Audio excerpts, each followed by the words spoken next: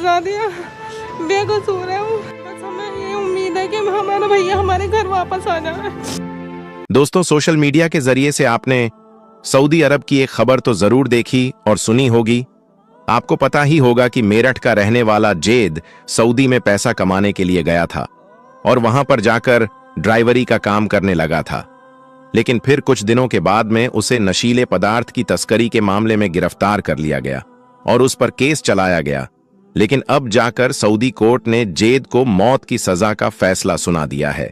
यानी कि कुछ दिनों के बाद में जेद को सऊदी अरब में सर कलम कर दिया जाएगा।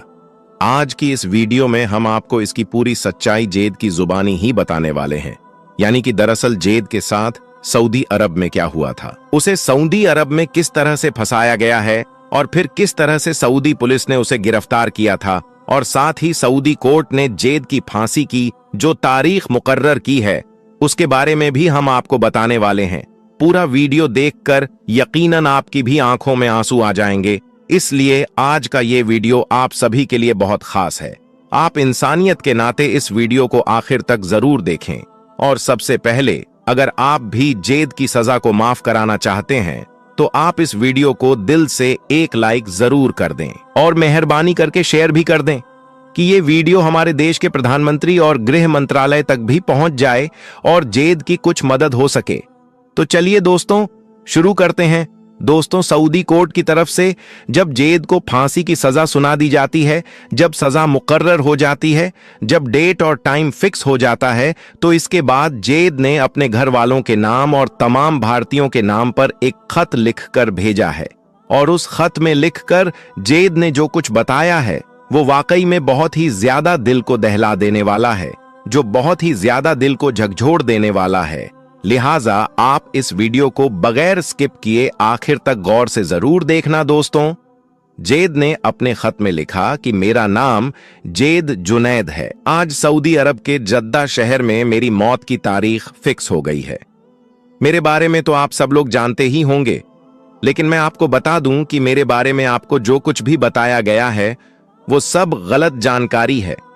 यानी कि मेरे बारे में आपको गलत इंफॉर्मेशन दी गई है। आज मैं आपको अपनी पूरी सच्चाई बताना चाहता हूं कि उस दिन, मतलब कि 15 जनवरी 2023 के दिन आखिर मेरे साथ में क्या हुआ था, सऊदी पुलिस ने मुझे क्यों गिरफ्तार किया था और फिर मुझे किस तरह से वहां पर फंसाया गया। जानकर यकीनन आपकी आंखों में भी आंसू आ जाएंगे। दोस्तों, जेद जुनैद कहता है कि मैं उत्तर प्रदेश के मेरठ जिले का रसोटी गांव से हूं।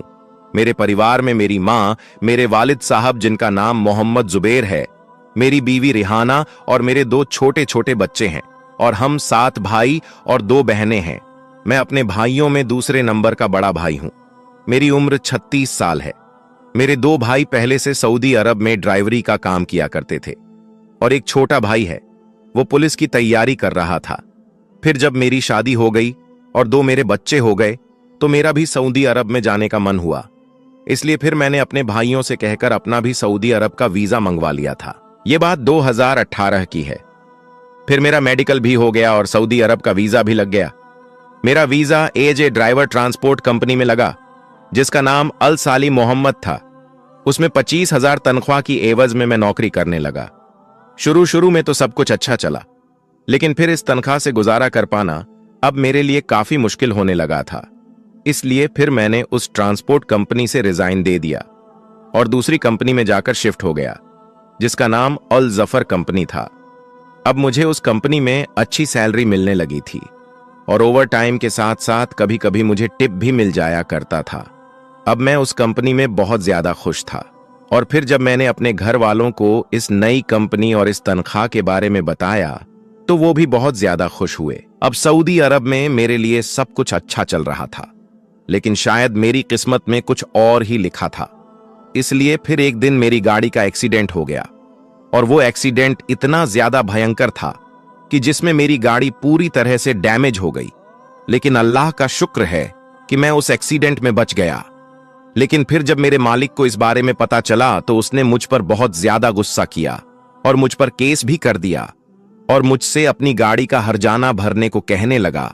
और वो हर्जाना मेरे लिए इतना ज्यादा बड़ा था कि अगर मैं जिंदगी भर भी उसके यहां पर काम करता तब भी मैं उसकी गाड़ी का वो हर्जाना नहीं भर पाता।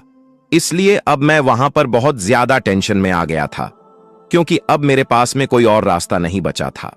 खैर, इसके बाद एक दिन मौका देखकर उस कंपनी को छोड़कर मैं वहां से भाग गया और एक दूसरी जगह पर जाकर रहने लगा। वहां पर रहते रहते मेरा एक दोस्त बन गया था जो पाकिस्तान से था। फिर उसने एक दिन मेरी मुलाकात एक लोकल पुलिस वाले से करवाई, जिसको मैंने अपनी पूरी आपबीती बता दी। मेरी बातें सुनकर वो पुलिस वाला मुझे तसल्ली देते हुए कहने लगा कि तुम फिक्र मत करो, मैं तुम्हारा केस रफा दफा करवा दूंगा। इसके बाद उस पुलिस वाले ने मुझे खाना खिलाया और फिर मुझे कुछ पैसे भी दिए। वो सऊदी पुलिस वाला मेरे लिए एक फरिश्ता बनकर आया था, इसलिए अब मुझे लगने लगा था कि शायद अब सब कुछ ठीक हो जाएगा। खैर, इसके बाद उस सऊदी पुलिस वाले ने ड्राइवरी की नौकरी पर मुझे रख लिया। अब मुझे उसके बारे में कुछ भी मालूम नहीं था, सिवाय इसके कि वो एक पुलिस वाला है। फिर वो मुझे कई बार अपने घर भी लेकर गया और मुझे खाना वगैरह भी खिलाया, और अब मुझे उसके पास में काम करते करते करीब 1 साल हो गया था। वहां पर ज्यादातर मेरा एक ही काम था, वो मुझे कुछ बैग देता था और मुझे उनको डिलीवर करना होता था। अब उन बैग्स में क्या होता था ये मुझे नहीं मालूम होता था, बस मुझे इसके बदले में अच्छे खासे पैसे मिलते थे, इसलिए मैं खुशी खुशी से ये काम उसका करता जा रहा था। और इसके अलावा मेरे लिए ये काम करना जरूरी भी था, क्योंकि मेरे सर पर एक सऊदी अधिकारी का साया था, यानी कि मैं उस सऊदी पुलिस वाले की वजह से बचा हुआ था।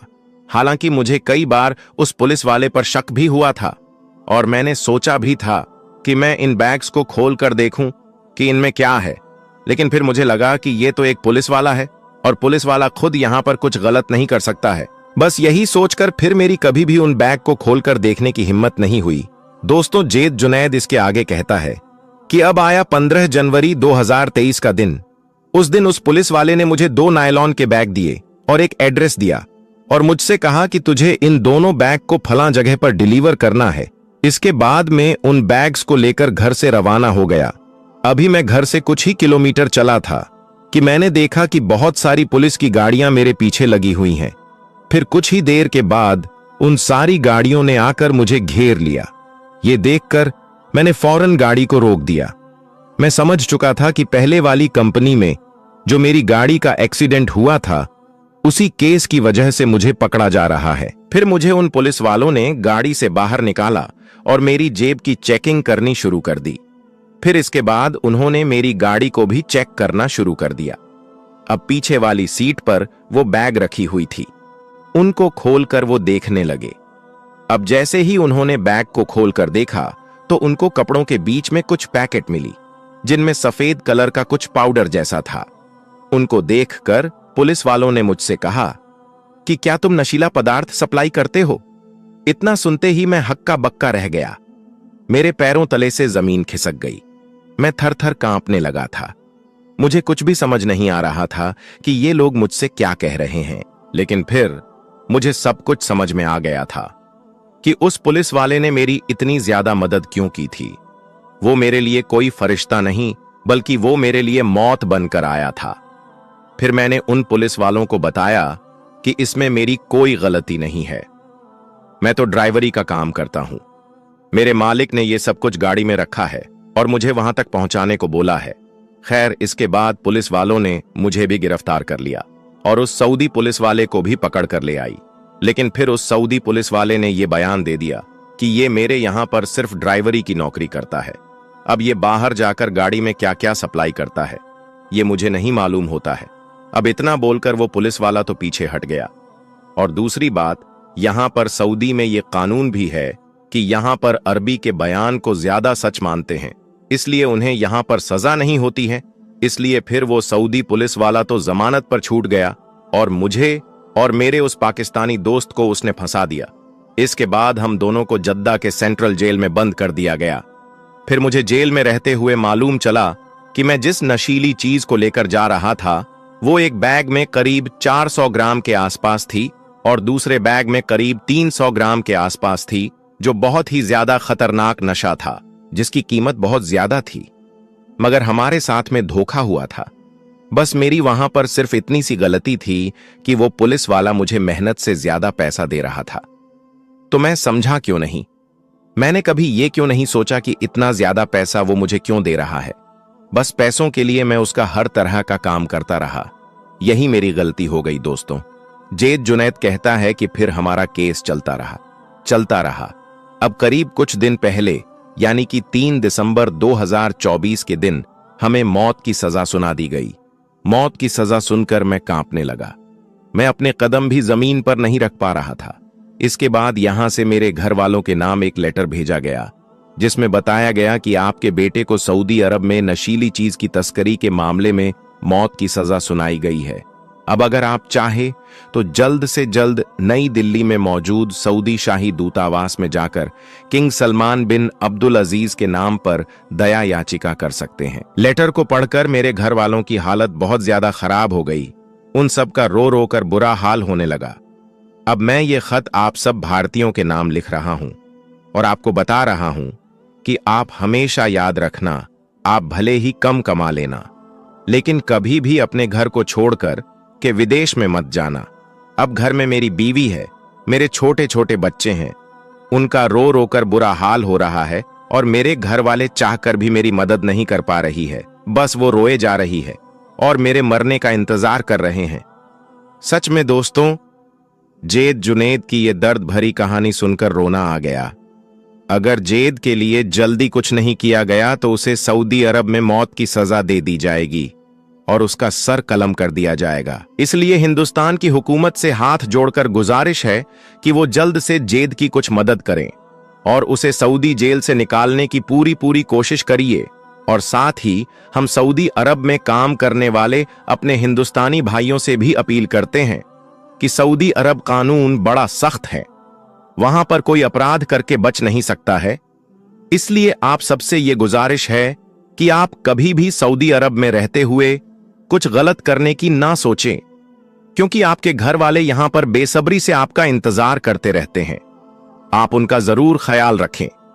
आखिर में हम अल्लाह ताला से यही दुआ करते हैं कि अल्लाह पाक सऊदी अरब में जेद जुनैद की गैब से मदद फरमाए और उसे सही सलामत अपने घर वापस लौटाए। आमीन अल्लाहुम्मा आमीन। एक बार आप भी कमेंट बॉक्स में आमीन जरूर लिख देना।